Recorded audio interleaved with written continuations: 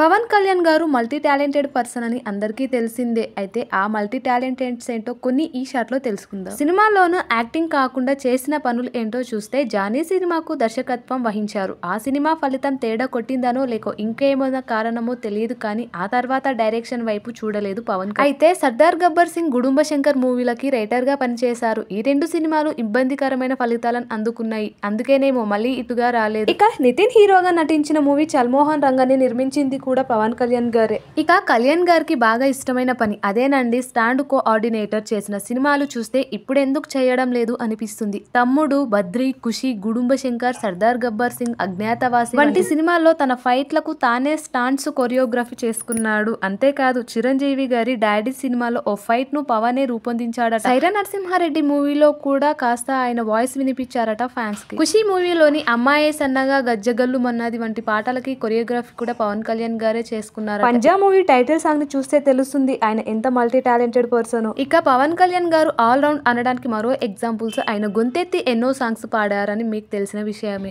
ఏం పిల్ల మాట్లాడావా అంటూ తమ్ముడు సినిమాలో పవన్ కళ్యాణ్ గారు పాడినప్పుడు మీరు కూడా గొంతు కలిపే ఉంటారు కదా. ఇక ఖుషి సినిమాలో బై బాయే బంగారు రమణమ్మ అనే పాట కూడా ఎంత కిక్కిచ్చేస్తుందో తెలిసిందే. పోనీ ఇవన్నీ వదిలేయండి. జానీ సినిమాలోని నువ్వు సారా తాగాకు రన్నో రావోయి మా ఇంటికి అని సీరియస్ పాటల సంగతి కాసేపు పక్కన పెడితే గుడుంబ శంకర్ సినిమాలోని కిల్లి కిల్లి అనే పాటను మీ గల్లీలో వేసుకుని లొల్లి లొల్లి చేసుకుంటారు కదా. ఇలా ఒకటి కాదు రెండు కాదు సినిమాలకు సంబంధించి పవన్ చాలా పనులు చేశాడు. ఇందులో పైన మేము చెప్పిన అందుకే ఇవన్నీ చూస్తుంటే పవన్ కళ్యాణ్ గారు ఆల్ రౌండర్ అని చెప్పాల్సిందే. ఇవన్నీ రాంగ్ అనుకుంటే మీరు ఖచ్చితంగా యూట్యూబ్ లోకి వెళ్ళి చూడాల్సిందే.